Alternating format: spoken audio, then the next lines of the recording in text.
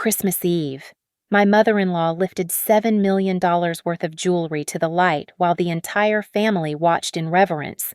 I received an old key, wedged between the pages of my late grandmother-in-law's Bible like a forgotten bookmark. I smiled, because the key didn't open a safe. It opened the past. As fireworks exploded outside, painting the windows with brief bursts of color, I understood tonight they thought I was invisible. Just another piece of furniture in their grand estate. Time to show them who really held the power switch. My name is Ava Monroe, and I've learned that the most dangerous moments in a family come wrapped in ribbon and served with champagne. The Vale Estate dining room stretched before me like a museum exhibit, crystal chandeliers casting diamonds of light across the mahogany table, china so thin you could read through it, and 23 relatives arranged by importance like a corporate org chart. I sat precisely where Miranda had placed me, far enough from the head to be forgotten, close enough to witness everything. "Now then," Miranda Vale announced, her voice cutting through the gentle clink of silverware at exactly 8:30 p.m. She stood with the practiced grace of someone who'd been commanding rooms since birth. "Before we continue with dessert, we have the matter of Lydia's personal effects." My husband Ethan squeezed my hand under the table, a warning or comfort with him. I could never tell any more. 3 years of marriage had taught him the safest response to his mother was usually silence. The family lawyer, a thin man named Harrison Blackwood, adjusted his glasses and opened a leather portfolio. Mrs. Lydia Vale's personal bequests, as specified in the addendum to her will. Miranda's fingers already rested on the navy velvet box beside her plate. She knew what was coming, had probably known for months. The rest of us were merely audience to her coronation. "To my daughter-in-law, Miranda Vale," Blackwood read, "the Winter Crown Collection, including the diamond necklace and matching earrings, appraised at $7 million, to be held in trust for the Vale family legacy." She opened the box with theatrical slowness. The necklace caught the light like captured stars, a cascade of diamonds with a center stone the size of a quail egg. The room collectively inhaled. Miranda lifted it, letting it drip through her fingers like water. "Mother Vale always said these should remain with the strongest woman in the family," Miranda said, her gaze sweeping the table but landing, inevitably, on me. Someone who understands what it means to be a Vale. The distribution continued. Ethan's cousin received stock certificates. His sister got the house in Aspen. Each gift perfectly calculated, each recipient's worth measured and weighed. "To Ava Monroe," Blackwood paused, shuffling papers. "One personal item, location to be determined by the enclosed." He handed me an envelope. Inside, wrapped in tissue paper so old it crumbled at my touch, lay a tarnished brass key, a small piece of paper, Lydia's spidery handwriting barely visible, read, "For the one who looks closer." "Oh," Miranda's voice dripped sympathy like poison honey. "How unusual. Mother Vale must have forgotten to update that section. You know how she was in her final years." Someone tittered. "Ethan's aunt." Probably. They all knew the script. I turned the key over in my palm. It was small, old-fashioned, with an unusual bow design, and there, barely visible unless you knew to look, etched symbols along the shaft RTB 312. "It's perfect," I said, meeting Miranda's eyes. "Lydia always did have a way with puzzles." "Puzzles." Miranda's smile tightened. "Dear, it's probably just an old music box key. Mother Vale collected them, though I'm sure most were donated to charity years ago."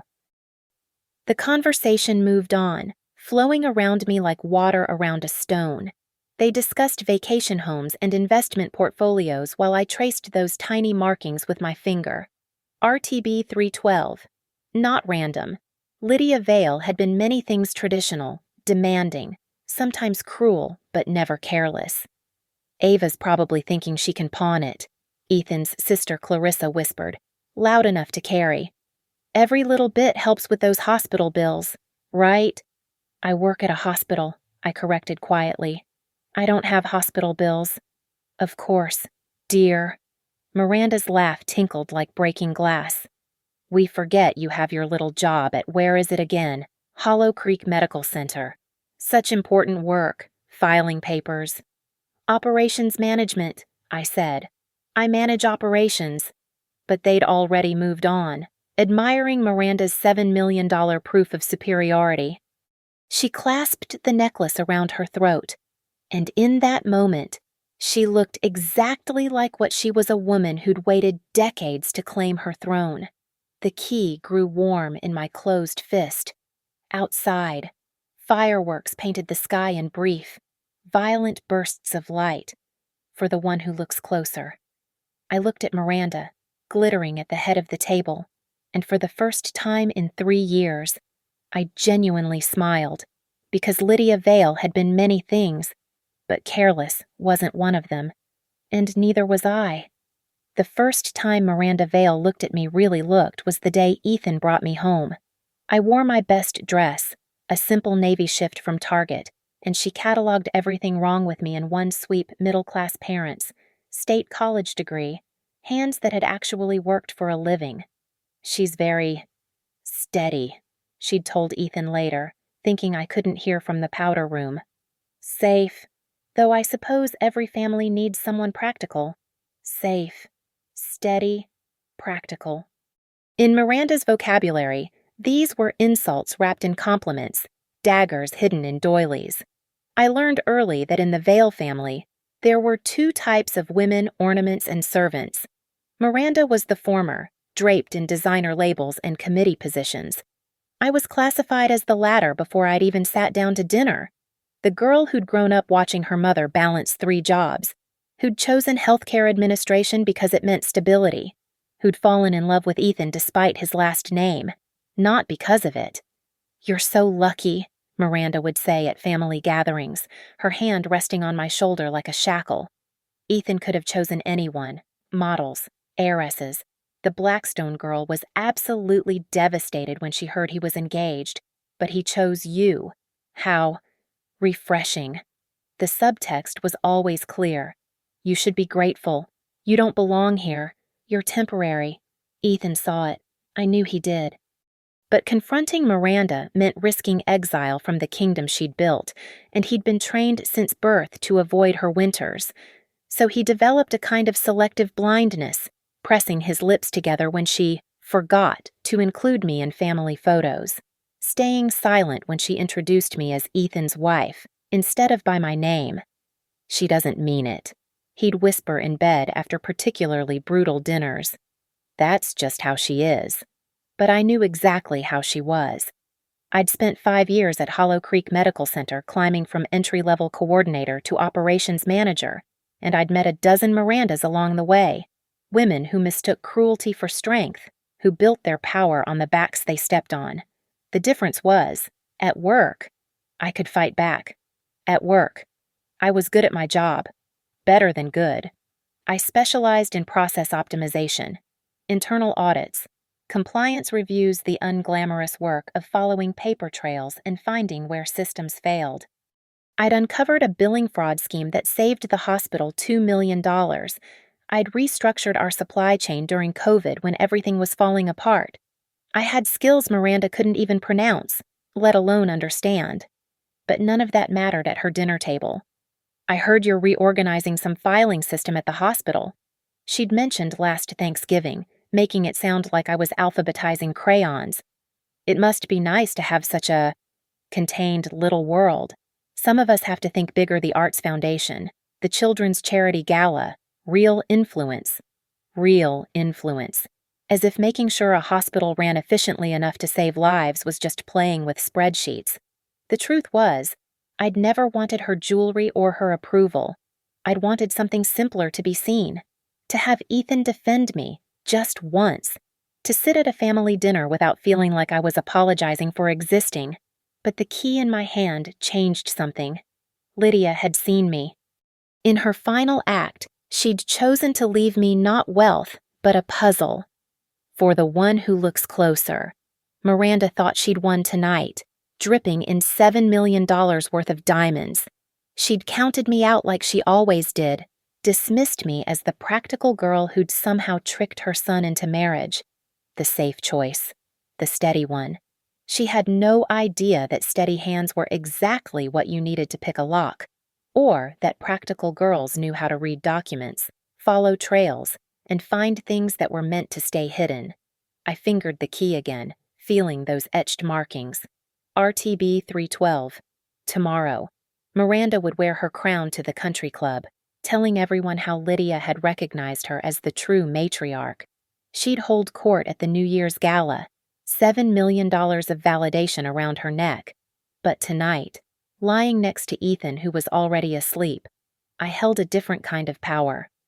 The kind that came in small brass packages and whispered promises from the dead. Miranda had taught me well over these 3 years. She'd shown me how women in the Vale family claimed their place through documents and legacies, through symbols and ceremonies. She'd just never expected me to be such a good student. I smiled in the darkness, already planning my first move. Because Miranda was right about one thing, I was practical. And practical girls always did their homework. RTB 312.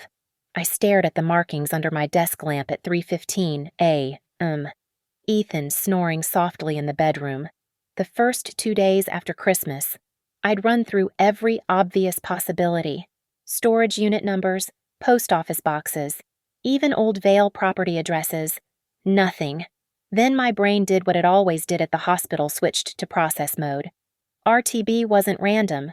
It was formatted like our medical record system department. Type, number, like an institutional code. Redwood Trust Bank. The name hit me during my lunch break, studying the key between bites of cafeteria salad. Bryer County's oldest financial institution, the kind of place old money families had used for generations before Chase and Wells Fargo moved in. The kind of place Lydia Vale would trust. Box 312. I told Ethan I had errands, which wasn't a lie. He barely looked up from his laptop, already buried in post-holiday emails. Miranda had summoned him to discuss family business, later code for another lecture about my inadequacies. Probably. Redwood Trust Bank sat on Mason Street like a fortress of old brick and older money. The lobby smelled of leather and lemon polish, all dark wood and hushed voices. I approached the safety deposit section, key trembling in my hand. I need to access box 312. I told the clerk, a young woman with perfect posture. She frowned at her computer. Name Ava Monroe. The typing stopped. She looked up, studying me with new interest. Mrs. Monroe, we've been... That is, this box has special instructions. One moment. She disappeared into a back office. My heart hammered. Special instructions could mean anything: required witnesses, additional documentation, even notification of other parties. If Miranda found out, Mrs. Monroe. An older man emerged, silver-haired and serious. I'm Bernard Fitzgerald, branch manager. Mrs. Lydia Vale left very specific instructions regarding box 312. My stomach dropped. Instructions. He smiled then, surprising me. She established dual access rights 3 years ago, upon your marriage to her grandson. She said you would come eventually, though she hoped it wouldn't be necessary. Necessary? Her words were, if Ava comes for this box, it means Miranda has finally shown her true colors. He handed me a card. You'll need to sign here. The box rental is paid through the next decade. The vault was everything movies promised: walls of brass doors, the weight of secrets in climate-controlled air. Box 312 was larger than I'd expected. Inside, 3 items waited. First, a legal document on thick cream paper.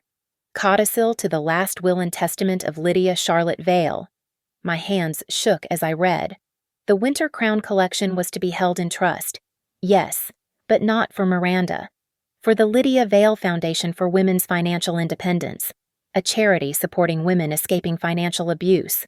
Miranda was merely the temporary custodian, required to establish the foundation within 12 months of Lydia's death and transfer the jewelry as its founding asset. That deadline had passed 18 months ago. Second, a leather journal in Lydia's precise handwriting. Pages of records, receipts, photographs. The winter crown hadn't been a family heirloom at all. Lydia had purchased it herself in 1987 using funds from a private donor campaign for a women's shelter that never materialized. The money had been redirected to administrative costs, namely, the jewelry that would establish Miranda's social position. She promised the donors their contributions would help vulnerable women.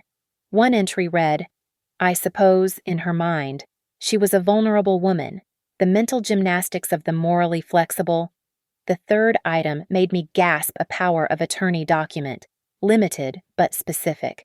If the custodian of the winter crown failed to meet the trust conditions, temporary voting rights for Lydia's 30% stake in Vale West Developments would transfer to my granddaughter-in-law, Ava Monroe, who has proven herself a woman of integrity and intelligence, despite what others may say.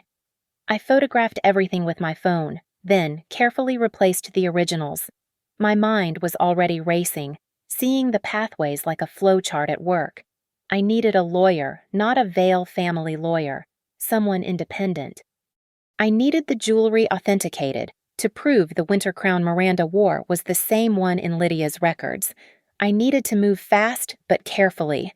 "Find everything you needed," Bernard asked when I emerged. "More than I expected," I admitted. He nodded knowingly. "Mrs. Vale was a complicated woman. She came here monthly until she passed. Always said the most dangerous secrets were the ones people thought were safely buried." Outside, the winter sun felt too bright. I sat in my car, staring at the photos on my phone. Miranda had stolen $7 million meant for vulnerable women. She'd ignored her mother-in-law's dying wishes, and Lydia had suspected and prepared for exactly this moment. The key sat in my palm, warm from my grip. Such a small thing to unlock such enormous secrets. My phone buzzed. "Ethan, Mom wants you at dinner tonight. Says it's important." Of course she did. Time to parade her crown again, to remind me of my place. I typed back, "I'll be there," because now I knew something Miranda didn't. Lydia Vale had set a trap 3 years ago, and Miranda had walked right into it, and I held the trigger. "The winter crown will be my entry to the Vale West board," Miranda announced over dinner, cutting her salmon with surgical precision. "The other members respect legacy, tradition. When I wear it to the quarterly meeting, they'll understand I'm not just Lydia's daughter-in-law anymore. I'm the matriarch." I kept my face neutral, spooning soup I couldn't taste. Across from me, Ethan shifted uncomfortably. "That's great, Mom," he managed. "Great." Miranda's eyebrow arched. "It's necessary. The Hartley faction wants to take Vale West public. Can you imagine 3 generations of private family enterprise thrown to the wolves of Wall Street?" She touched the necklace at her throat. "Not the winter crown tonight, but still impressive. The jewelry isn't just an ornament. It's a $7 million vote of confidence. But the foundation I started—" "What foundation?" Miranda's voice turned sharp. "The one Lydia mentioned. In her papers. The women's charity she wanted." The temperature dropped 10 degrees. Miranda set down her fork with deliberate care. "Ava, darling," she said, the endearment like ice. "Mother Vale was 93 when she died. Her mind wandered. She said many things that weren't practical. We honor her memory by preserving what matters, the family legacy. But if she specifically wanted enough," the word cracked like a whip. "This is precisely why you'll never understand the Vale way. You think in terms of papers and procedures. We think in terms of power and permanence." She stood, smoothing her skirt. "In fact, I've been meaning to discuss something with you both. Ethan, I've had Harrison draw up a post-nuptial agreement. Nothing dramatic, just clarifying that family assets remain with family." "Shh," Ethan's head snapped up. "Mom, we don't you?" She looked directly at me. "Your wife seems very interested in family business suddenly, asking about foundations, inheritances. One might wonder what she's planning." "I'm planning nothing," I said quietly. "Good. Then you won't mind signing." She produced a folder from the sideboard, thick with legal documents. It simply states that in the event of divorce, all Vale assets, including gifts and inheritances, remain with blood family. Standard protection. I flipped through the pages, my operational manager brain cataloging the poison in each clause. Not just assets, it included any information about family business, any documents, any knowledge gained during marriage, a complete gag order disguised as financial protection. I need time to review this, I said. Of course, though I'll need it signed before the Vale West meeting next month. Otherwise, I might have concerns about your stability in the family.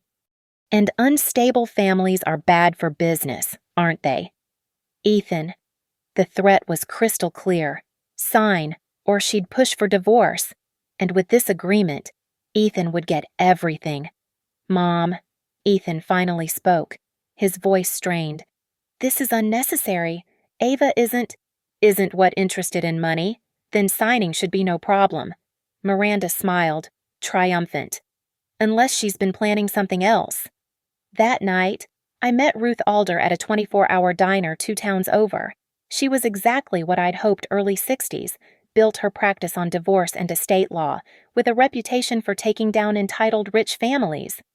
This is quite a document, she said, reading through Lydia's codicil for the 3rd time. The old lady really set a trap, didn't she? Can it hold up? The codicil, absolutely. It's properly witnessed, notarized, filed with the county. The voting rights transfer is airtight if Miranda failed to establish the foundation, which she clearly did. You have standing to exercise those rights. Ruth tapped the journal. This evidence of misappropriation of charitable funds? That's criminal territory. I don't want to destroy her, I said, though part of me did. I just want her to do what Lydia wanted, establish the foundation, transfer the jewelry. Ruth laughed, short and sharp. Honey, women like Miranda don't compromise. They crush or get crushed. You show her this, she'll come at you with everything. She already is. I showed her the postnuptial agreement. Ruth whistled low. Nasty piece of work. But here's the thing, coercion voids contracts. Her threatening your marriage if you don't sign. That's textbook coercion. Document everything. So, what do? You give her one chance to do the right thing. Private meeting, lay out the facts, offer a graceful exit. She establishes the foundation, transfers the jewelry, steps back from the board vote. Nobody mentions the misappropriation. And if she refuses? Ruth smiled, all teeth. Then you go public at the biggest event possible. Maximum witnesses, maximum pressure. Make it impossible for her to wiggle out. She pulled out her phone. I know a jeweler who can authenticate the pieces. Verify they match Lydia's records. Marcel Grant, best in the state. How fast can he work? For a case like this, very fast. She leaned forward. The Vale West quarterly meeting is in 3 weeks, but the winter benefit gala is in 2. 500 attendees, press coverage, all the Vale business partners. If you want maximum impact. I thought of Miranda at Christmas. Dripping in stolen diamonds meant for abused women, thought of 3 years of subtle humiliation, of Ethan's silence, of being called safe and steady and practical like they were insults. Set up the authentication, I said. And start drafting the foundation paperwork, Lydia's Winter Crown Foundation, exactly as she wanted. Ruth raised her coffee mug. To practical women. I clinked my cup against hers. And the doors we open. The authentication came back in 48 hours. Marcel Grant's report was thorough serial numbers on the center stones matched Lydia's records perfectly. Every photograph, every receipt, every detail aligned. The Winter Crown was exactly what Lydia had documented $7 million in diamonds, purchased with redirected charity funds. I showed Ethan everything that evening while Miranda was at her book club. He sat at our kitchen table, reading each document slowly, his face cycling through confusion, disbelief, and finally, something like grief. She knew, he whispered, staring at his grandmother's journal. Grandma knew what Mom did, and she set this up. She gave Miranda a chance, I corrected. 12 months to establish the foundation. Your mother chose not to. But why didn't Grandma just— What, confront her directly, destroy her publicly while she was alive? I touched his hand. Lydia was complicated, but she wasn't cruel. This way, Miranda had a choice. Ethan rubbed his face. The voting rights. Mom's been counting on Grandma's shares to block the public offering. If you exercise them instead— I know. He looked at me then. Really looked. Maybe for the first time since our wedding. You're going to do it. You're going to take her down. I'm going to give her the same choice Lydia did. She can establish the foundation willingly, or I'll do it for her. She'll destroy you, he said quietly.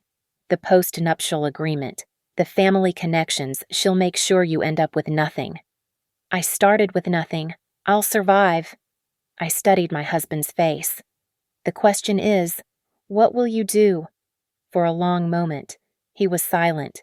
Then he pulled out his phone and made a call. Tess, it's Ethan. I need a favor. Those internal Vale West emails about Mom's board positioning, can you send them to me? All of them. Tess Vale, Ethan's cousin, worked in Vale West's legal department. Smart, quiet, and secretly resentful of Miranda's iron grip on the family. Within an hour, my laptop pinged with forwarded emails. The messages were damning. Miranda discussing the Winter Crown as leverage, planning to use it as collateral for a personal loan to buy more Vale West shares. She'd known about the foundation requirement one email mentioned, ignoring Mother Vale's senile charity wishes. I also found this, Tess said when she stopped by to deliver hard copies. She handed me a folder. Minutes from the estate planning meeting after Grandma Lydia died. Miranda specifically instructed Harrison to overlook the codicil, said it was inconsistent with the main will. Which it wasn't, I said. Which it wasn't, Tess agreed. Ava, there's something else. Miranda's been telling the board she has Grandma's proxy votes locked down. If she shows up without them, she loses credibility. She loses everything. The Hartley faction will push through the public offering, and Miranda's position becomes ceremonial at best. Ruth called that night. I've filed the foundation paperwork with the state. Lydia's Winter Crown Foundation, established according to the exact specifications in her codicil. I've also set up an escrow account to receive the jewelry. That was fast. I'm motivated. Oh, and I filed a preservation notice with the court. If Miranda tries to sell or move the jewelry now, she'll face criminal charges. The pieces were falling into place like a surgical schedule, each step timed, each resource allocated. My operational management skills, the ones Miranda mocked, were exactly what I needed now. Bernard Fitzgerald from Redwood Trust Bank confirmed the chain of custody for the documents. Every withdrawal from the safety deposit box had been logged, creating an unbreakable timeline. Marcel prepared a public authentication statement, ready to release on command. You realize, Ruth said during our final preparation meeting, once you start this, there's no stopping. Miranda will throw everything at you. I thought of Christmas dinner, the key in my palm while Miranda's diamonds caught the light. Thought of 3 years of being diminished, dismissed, denied even the basic respect of my own name. Good, I said. I want her to fight. I want her to show everyone exactly who she is. Ruth grinned. Practical women make the best revolutionaries. We do our homework. I agreed. The winter benefit gala was in 5 days. Miranda had already told everyone she'd be wearing the winter crown, the symbol of her ascension to Vale matriarch.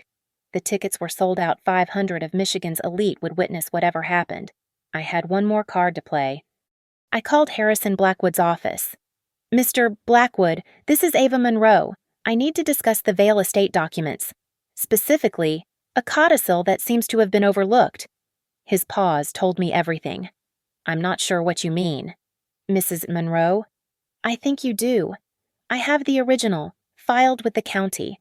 The question is whether you want to correct this oversight privately or have it corrected publicly, with all the professional implications that entails.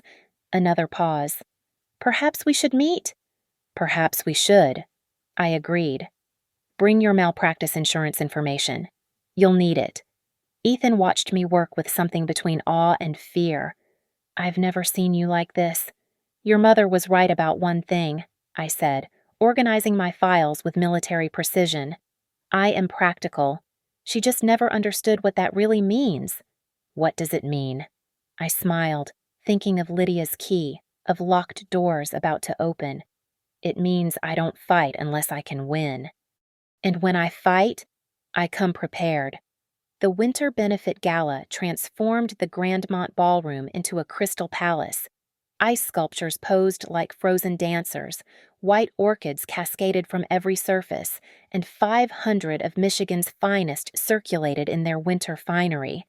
Miranda Vale stood at the center of it all, the winter crown blazing at her throat like captured starlight. There she is, she announced as Ethan and I approached. My daughter-in-law, the hospital administrator. The emphasis on administrator made it sound like janitor. I smiled, wearing the one good dress I owned a simple black sheath that cost less than one of the Winter Crown's smaller diamonds. Miranda, you look radiant. Don't I? She touched the necklace, ensuring everyone noticed. I was just telling the Hartleys how Lydia personally selected me to carry on the Vale legacy. This necklace is more than jewelry, it's a responsibility. How true, I said. Perhaps we could discuss that responsibility privately. I have something important to share. Her eyes narrowed slightly, but her smile never wavered. Of course, dear. After my speech, I'm announcing my board candidacy tonight. Before your speech would be better. Something in my tone must have penetrated. She studied me, really looked for once, and saw something that made her pause. The Aurora Room, she said finally. 5 minutes. The Aurora Room was small, private, meant for discreet negotiations. I'd asked Ruth, Marcel, and Bernard Fitzgerald to wait there. Harrison Blackwood was already present, sweating despite the air conditioning. Miranda swept in, saw the assembled group, and stopped. What is this? An opportunity, I said, gesturing to a chair. Please, sit. I'll stand. I placed the documents on the table one by one. The codicil, the journal, the authentication report, the foundation paperwork. Lydia left clear instructions. I began.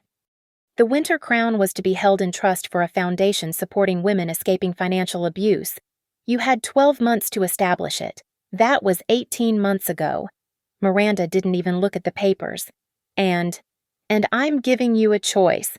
Transfer the jewelry to the foundation tonight. Announce it as honoring Lydia's wishes. Step back from the board vote. Everyone saves face. She laughed, bright and sharp. You stupid little girl. You think you can threaten me with papers I own judges. I golf with senators. The mayor's wife is my second cousin. I'm not threatening you.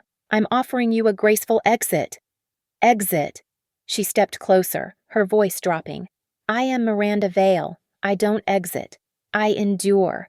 I've endured climbing from nothing, endured a husband who loved his boats more than his family, endured Lydia's constant judgment, and now I'm supposed to bow to you, a nobody who files papers at a second-rate hospital. The papers are legal, Harrison said quietly.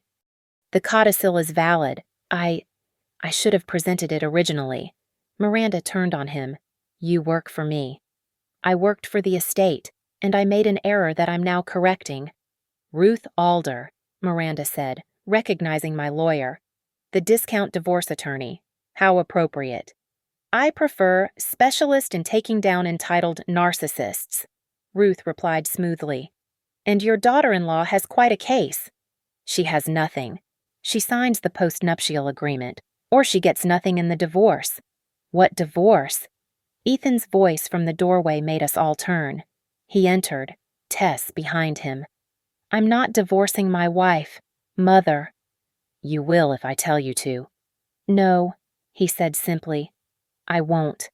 The word hung in the air like a slap. Miranda's face went white, then red. You dare. I dare, Ethan said. Grandma Lydia saw what you became. She gave you a chance to be better. You chose not to take it. I chose to be strong to matter. Do you think anyone would know the veil name without me? Your grandmother was content to sit in her dusty house with her dusty charities. I made us powerful. You made us corrupt, Tess said quietly. The family knows. Aunt Miranda. We've all known about the redirected funds, the manipulation, the way you've twisted Grandma's legacy. We were just too afraid to say anything. Miranda straightened, pulling authority around her like armor. You're all nothing without me. I'll bury every one of you. Actually, Marcel spoke for the first time, you'll return the jewelry, because in about 3 minutes, I'm going to receive a call from my assistant, who's standing by to release the authentication report to the press. Unless I text her a specific code, you wouldn't dare. The scandal would destroy you, not us, I said. We're not the ones wearing stolen diamonds meant for abuse victims. Miranda's hand went to the necklace. For a moment, I saw her as she really was not a queen, but a frightened woman who'd built her entire identity on lies and legitimacy she'd never truly earned. One chance, I said. Sign the transfer papers. Announce the foundation. Frame it as honoring Lydia. You remain a veil, remain respected. Or Marcel makes his call, and tomorrow's headlines write themselves. The room held its breath. Miranda looked at each face her son, who'd finally chosen truth over comfort, her niece, who'd found courage, the professionals she'd tried to corrupt, and me, the practical nobody who'd undone everything. 2 minutes, Marcel said, checking his phone.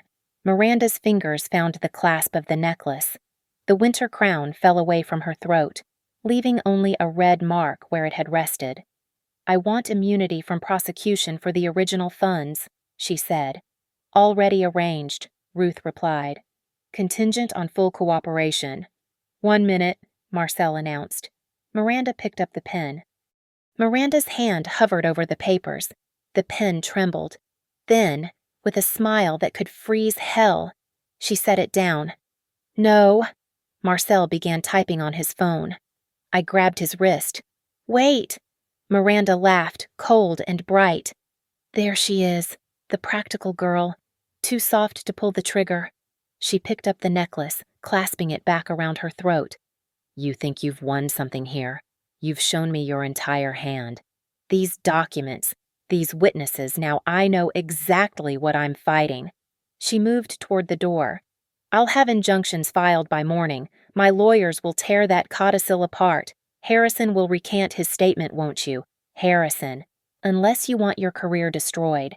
And you, my dear daughter-in-law, will sign that post-nuptial agreement, or Ethan will learn what happens when he defies me. Mother, Ethan started.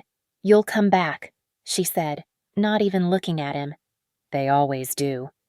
When your bills come due, when you need connections, when you realize what life outside the veil circle really means, you'll come crawling back. She swept toward the door, then paused. Oh, and Ava. That key Lydia left you, I'll have it back. Family property. The door closed behind her with a decisive click. I'm sorry, Marcel said. I should have just sent. No, I said. You were right to wait. She made her choice. Now we make ours. I walked out of the Aurora room and into the main ballroom. The crowd sparkled like a constellation. Miranda already holding court near the stage. The winter crown catching every light. The president of the Arts Council was admiring it, while Miranda told the story she'd crafted Lydia's personal selection, the passing of the matriarchal torch. I climbed the 3 steps to the stage.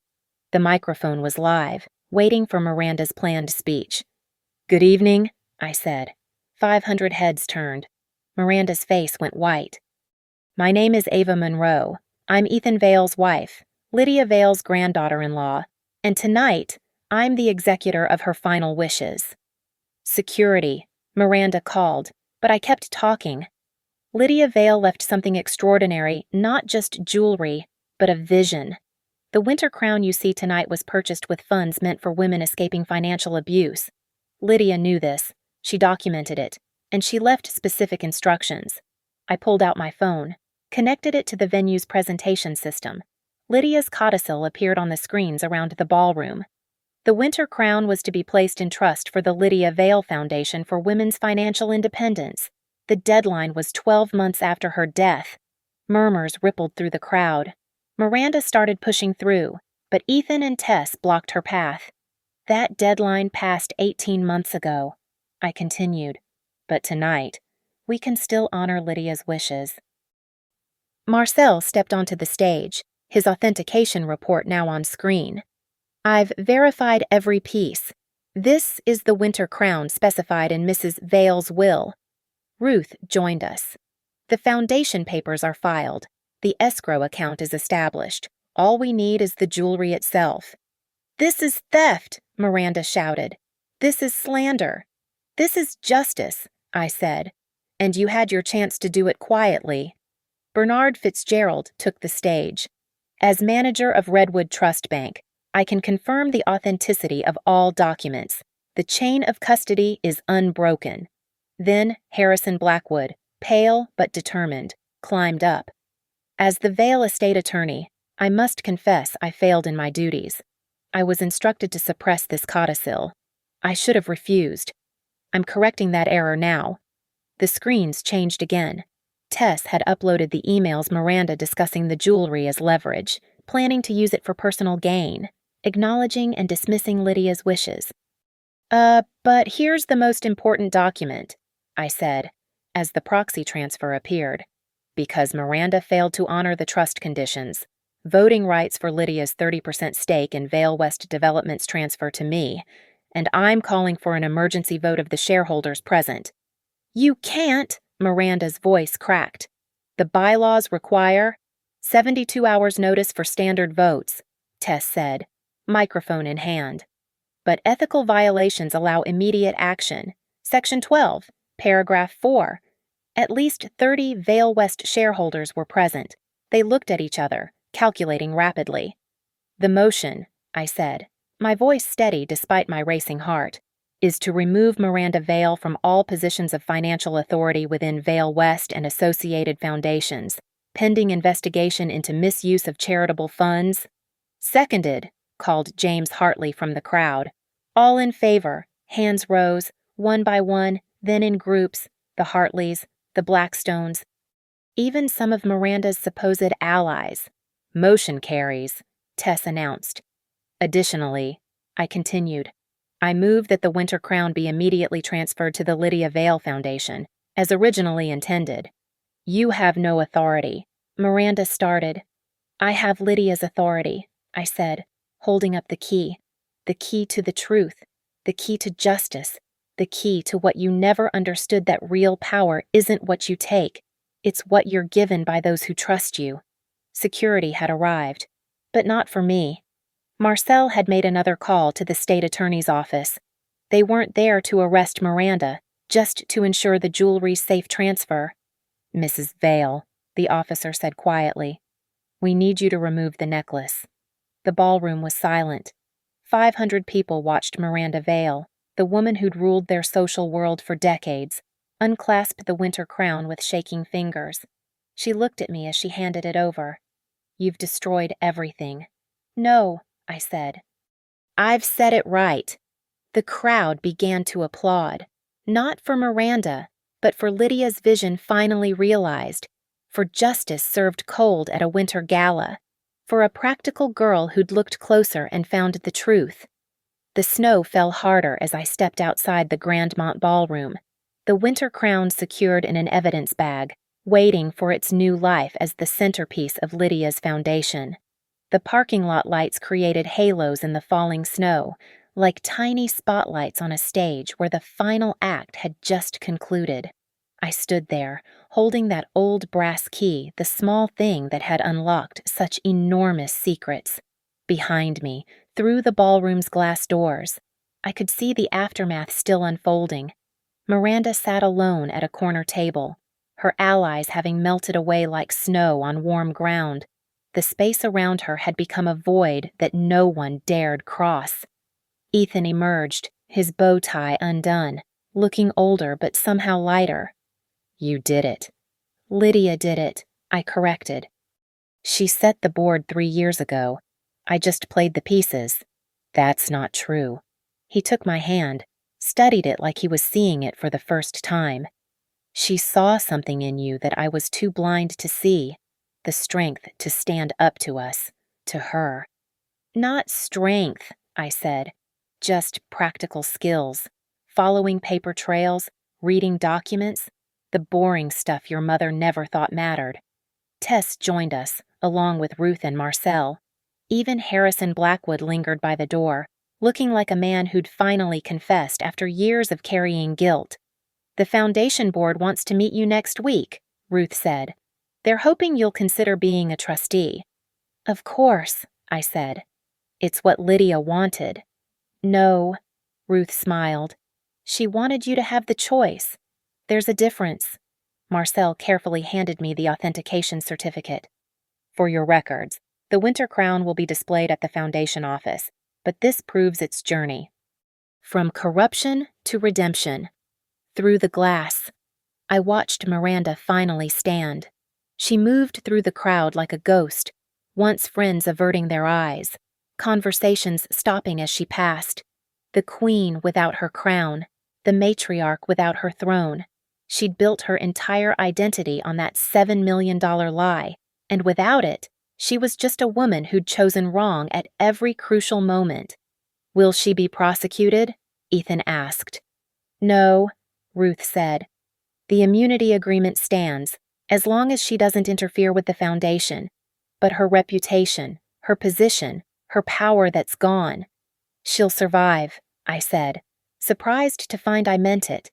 Miranda always does. She'll reinvent herself, probably claim this was all her idea eventually, that she discovered the codicil, that she planned to establish the foundation all along. You're giving her too much credit, Tess said. No, I'm being practical. People like Miranda don't change, they just find new stages. The snow was accumulating on my shoulders.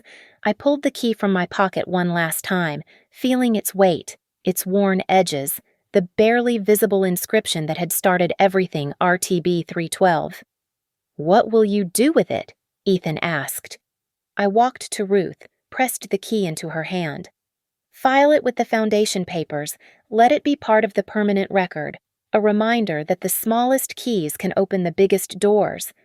Very poetic for a practical woman, Ruth teased.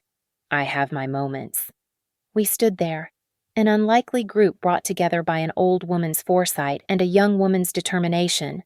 Behind us, the gala continued, but it had become something else, a celebration of justice served, of truth revealed, of the mighty fallen and the overlooked risen.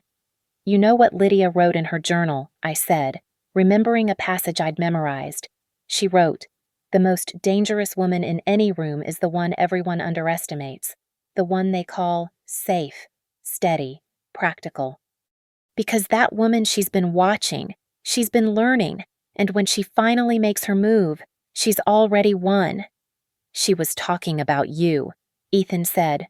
No, I smiled, thinking of Lydia Vale, who'd planted seeds of justice 3 years before they'd bloom. She was talking about herself. I was just the gardener who finally watered them. The snow continued to fall, covering the old world in white, making everything clean and new. Tomorrow, the news would break. The Winter Crown would begin its new life helping women escape financial abuse. Miranda would rage and plot and ultimately fade, and I would go back to my job at Hollow Creek Medical Center, running operations, optimizing systems, being practical. But tonight, I stood in the snow with my husband who'd finally chosen courage, with allies who'd risked everything for truth, with the satisfaction of a job well done. The brass key had done its work. The doors were all open now. And somewhere I thought Lydia Vale was smiling. Thank you so much for listening to this story of justice, family secrets, and the power of looking closer. I'd love to know where you're listening from. Drop a comment below and let's connect. If this story resonated with you, please subscribe to the channel and share your thoughts about Ava's journey. What would you have done with that mysterious key? Your engagement helps more people discover these stories.